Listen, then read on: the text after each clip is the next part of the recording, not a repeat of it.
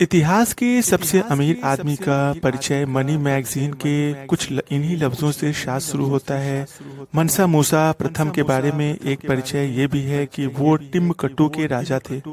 मूसा ने माली की सल्तनत पर उस समय हुकूमत किया था जब वो खनिज पदार्थों खासकर सोने के बहुत बड़े भंडार के मालिक हुआ करते थे। ये वो जमाना था जब पूरी दुनिया में सोने की मांग अपने चरम पर थी। उनका असली नाम मूसा कीटा प्रथम था, लेकिन तख्त पर बैठने के बाद वो मनसा कहलाए, जिसका मतलब बादशाह होता है। पिटगिन भाषा सेवा के मुताबिक मूसा का सल्तनत इतना बड़ा था कि इसमें अंतिम छोर के बारे में अंदाजा लगाया नहीं जा सकता था। आज के Mauritania, Senegal, Gambia, Guinea, Burkina Faso, Mali, Niger, Chad और नाइजीरिया तक मूसा की सल्तनत का हिस्सा हुआ करता थे। मनसा मूसा ने कई मस्जिदों का निर्माण कराया जिनमें आज भी मौजूद है।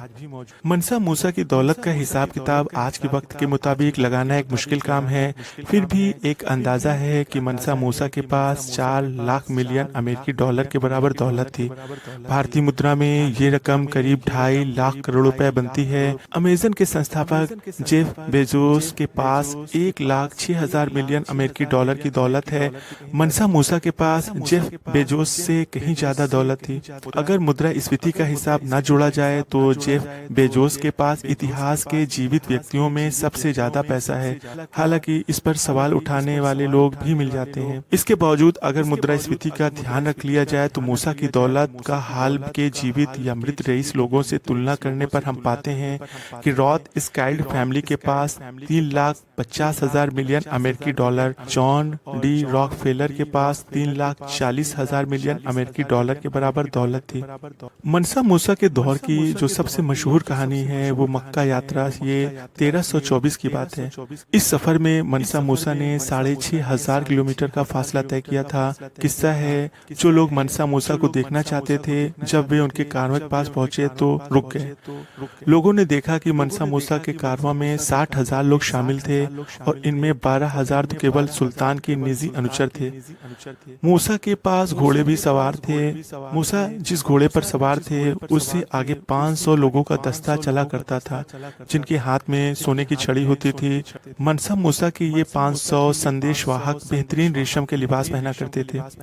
इसके अलावा इस कारवां में 80 ऊँटों का जत्था भी रहा करता था, जिस पर 136 किलो सोना लदा हुआ करता था। कहा जाता है मनसा मूसा इतने उदार थे कि जब मिस्र की राजधानी काहिरा से गुजरे तो उन्होंने गरीबों को इतना दान दे दिया कि इस इलाके में बड़े पैमाने पर महंगाई बढ़ गई।